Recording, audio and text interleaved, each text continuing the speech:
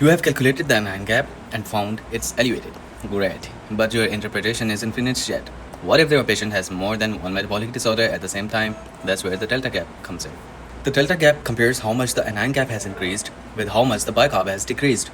In a pure high anion gap metabolic acidosis, every increase in the anion gap should be matched by an equal increase in bicarb. If they don't match, another metabolic disorder is present. Here's how to calculate it. First, calculate the delta anion gap by subtracting the normal anion gap from the measured anion gap.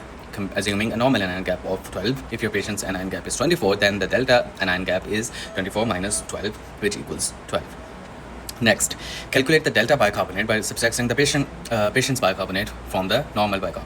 Assuming a normal bicarb is 24, if the patient's bicarb is 16, then the delta bicarb is 24 minus 16, which equals 8. Now compare the two values.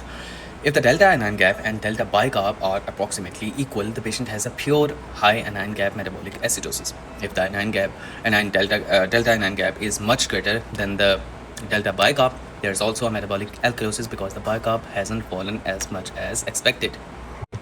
If the delta bicarb is much greater than the delta anion gap, there's also a normal anion gap metabolic acidosis, meaning bicarbonate is being lost from another process, such as diarrhea or RTA. Here's a simple example. A patient with a diabetic ketoacidosis has an anion gap of 30 and a bicarb of 20. The delta anion gap is 18, while the delta bicarb is only 4. Since the anion gap has increased much more than the bicarb has fallen, this patient likely has a concurrent metabolic alkalosis, perhaps from repeated vomiting. The delta gap is like a detective. It uncovers hidden metabolic disorders that a routine ABGs might miss. So whenever you diagnose a high anion gap metabolic acidosis, don't stop there. Calculate the delta gap and make sure you are not missing a second metabolic problem.